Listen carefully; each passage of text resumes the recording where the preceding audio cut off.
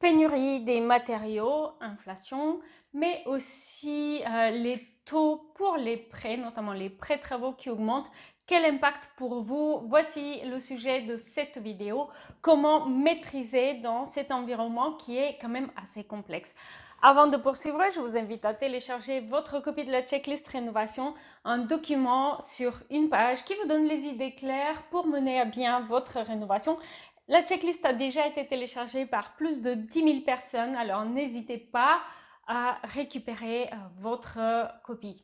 Alors évidemment, cette pénurie des matériaux, cette inflation galopante et aussi les prévisions de taux qui vont sans doute être relevés encore, eh bien cela donne un environnement qui est difficile à prévoir, difficile à gérer.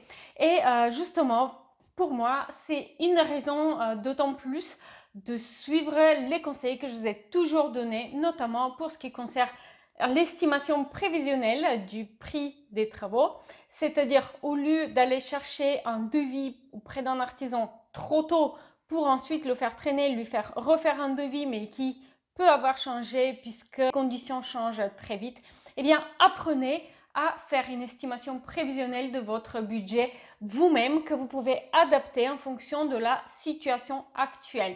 Et pour cela, vous pouvez utiliser le module estimation du prix des travaux qui est proposé dans le guide Rénover sa maison sans stress. Il comporte notamment deux vidéos, une vidéo explicative sur comment estimer le prix de ces travaux en début de projet avec la méthode globale au mètre carré, et puis deuxième vidéo, comment estimer le prix de ces travaux avec la méthode lot par lot. Vous allez aussi avoir accès à deux feuilles de calcul, une dédiée aux travaux de rénovation d'intérieur et une autre sur les travaux sur l'enveloppe, donc tout ce qui est façade, toiture, etc.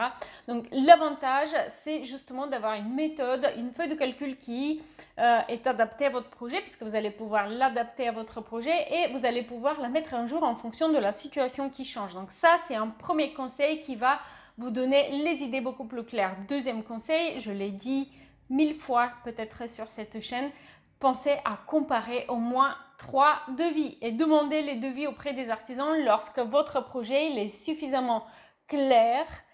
Vous êtes capable de le communiquer de façon à obtenir des devis complets, parce que vous allez m'excuser, vous allez peut-être pas aimer ce que je vais vous dire, mais très souvent vous demandez des devis aux artisans trop tôt. Les artisans ont du mal à chiffrer un projet, pour le moins qu'on puisse dire vague, et du coup il est difficile de comparer les offres que vous avez reçues.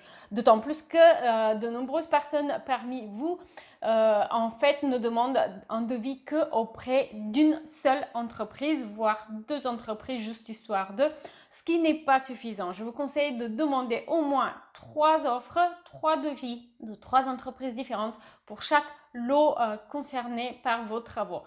Cela vous permet de choisir les entreprises non seulement en fonction de leurs tarifs pratiqués, mais aussi en fonction de la qualité du devis qu'ils vous ont retourné. Le fait est que certains devis sont mieux faits que d'autres, donc pensez bien à vérifier toutes les mentions légales, la durée de validité de l'offre, la mention qui précise l'assurance de l'entreprise, et puis aussi vérifier consciencieusement pour des oublis dans les devis, cause de malentendus très fréquents, la performance requise finale, soit des malentendus sur des travaux que vous pensiez être compris dans le devis et en fait ils n'étaient pas compris parce que soit le devis est mal rédigé, soit votre projet était mal expliqué. J'espère avoir été utile avec cette vidéo. N'oubliez pas de télécharger votre copie de la checklist rénovation, le lien il est en description, et puis aussi pensez à voir cette vidéo qui vous donne plus d'informations sur le guide Rénover sa maison sans stress. À très vite!